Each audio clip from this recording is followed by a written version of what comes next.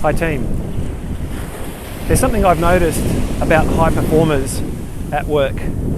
People who have reached the top of their game, people who are head and shoulders above the other professionals at work or in business. And what I've noticed, and the patterns that have emerged as I've met and coached and had participation in leadership programs I've run before, is that all of these people who are capable and competent have had disciplines during their childhood years or their teenage years. Every single one of them with these formidable work ethics and these amazing career stories where they've achieved great heights started back when they were under 10 or their early teenage or mid-teenage years. And they did things like learn and practice an instrument, and they had a discipline about getting up early. They had a discipline about practice, and then preparing and performing during recitals. They were highly involved in a sport that they loved, and they showed up to training faithfully. They failed, they got injured, they kept going, they learned, and they applied themselves, and that translated into their career at large. There's been people who got their first job quite young. They were a receptionist at a local retail store. They showed up to the newsagent at 6 a.m.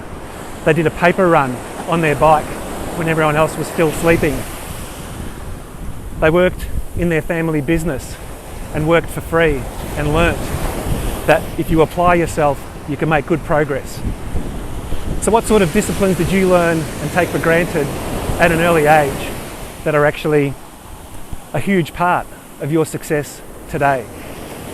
You know, I've only found one chink in the armour of people who are high performers and competent at this level. And that is that because they've learned to be so disciplined, because they've learned to be so self-reliant, and they've become independent. And you know, they're like a Swiss Army knife. You'll never hear them say, well, that's not my job.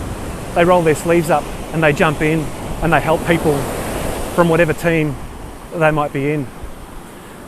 And because they've become so independent and effective running solo, they neglect the coaching that could help them reach another growth edge. They neglect some reflection that can help iron out the kinks that have become a habit and part of the way they're running their careers and living their lives.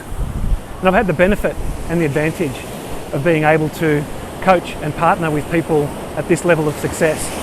And it's amazing how much more there is still in the tank. It's amazing how much more of an insight you can gain.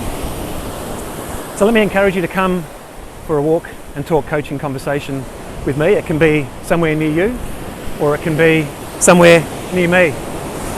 But there's a great advantage to spending an hour or two having a reflective conversation or working on a wicked problem that's just always been persistent, and one that you could see, if you solved it or tackled it, would help you turn an edge in a new chapter and give you even more of leverage in the career that you're building. Reach out. Christmas is just around the corner. There's time before then or during the Christmas break to have a good coaching conversation when you're already at the height of your career.